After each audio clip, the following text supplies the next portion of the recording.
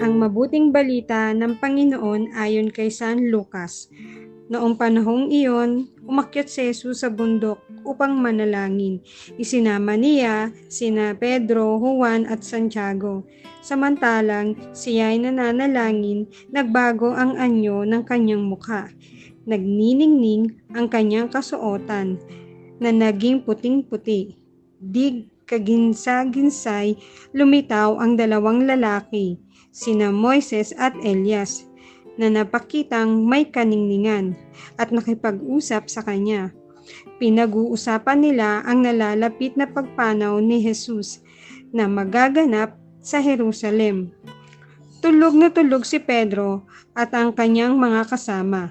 Ngunit sila'y biglang nagising at nakita nila si Jesus na nagniningning at ang dalawang lalaking nakatayo sa tabi niya. Nang papaalis na sa tabi ni Jesus ang mga lalaki, sinabi ni Pedro, "Guro, mabuti pa'y dumito na tayo.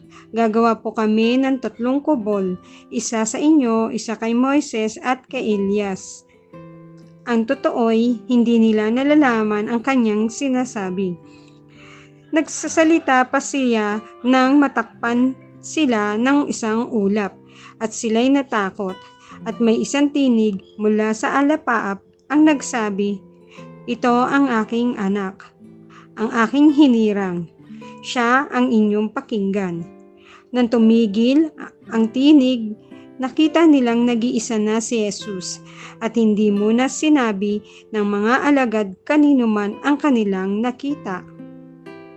Ang mabuting balita ng Panginoon.